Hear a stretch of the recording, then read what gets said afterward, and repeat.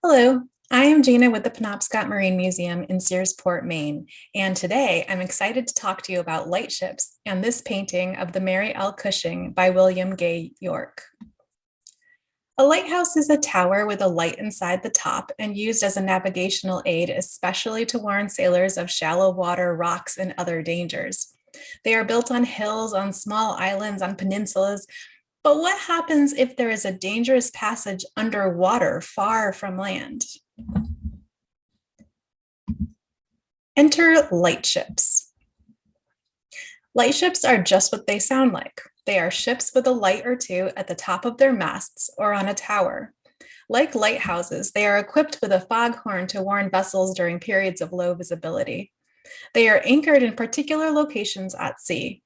The Sandy Hook lightship, seen in this painting, marked the entrance to New York Bay, and specifically, it anchored at the south edge of the main shipping channel into New York Harbor. Here's a chart of New York Bay and Harbor from NOAA's Historical Map and Chart Collection. This chart was originally published in 1866, but this version is corrected to 1882.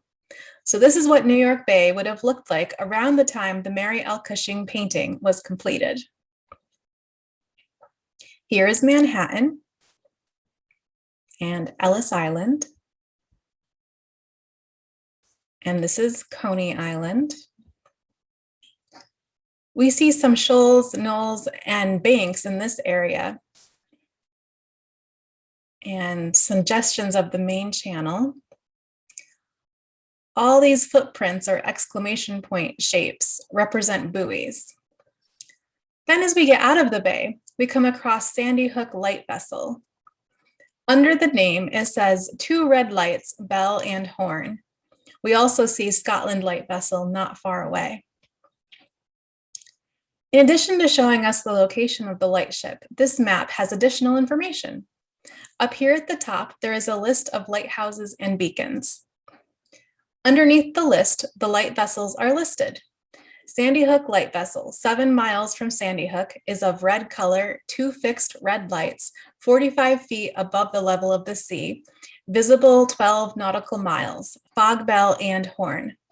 Scotland Light Vessel, 4 miles from Sandy Hook, is lead color with 2 fixed lights, 45 feet above the level of the sea, visible 12 nautical miles, fog bell. In the bottom left corner of the chart, we see drawings of what a ship would see if they were headed southwest by west toward the Sandy Hook Light Vessel. We can see the Sandy Hook Light Vessel looks pretty similar to the way it was painted by William Gay Yorke.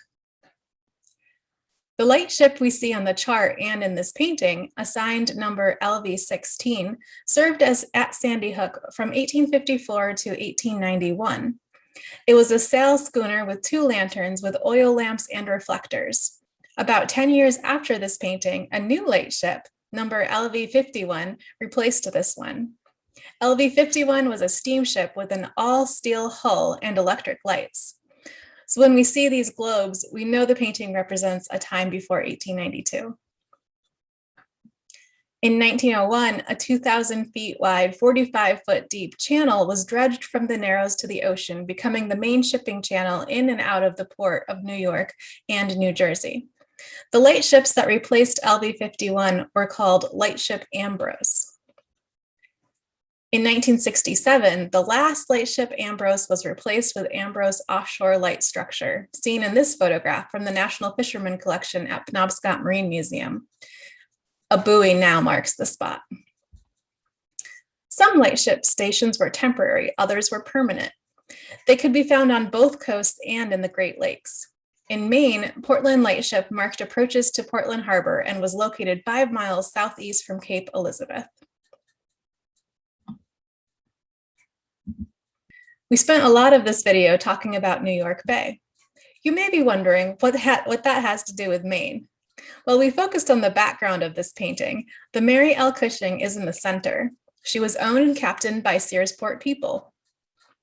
By the late 1800s, success in shipbuilding and shipping resulted in Searsport residents with business interests in cities like New York and Boston, in addition to continue to sail to ports in the US and around the world.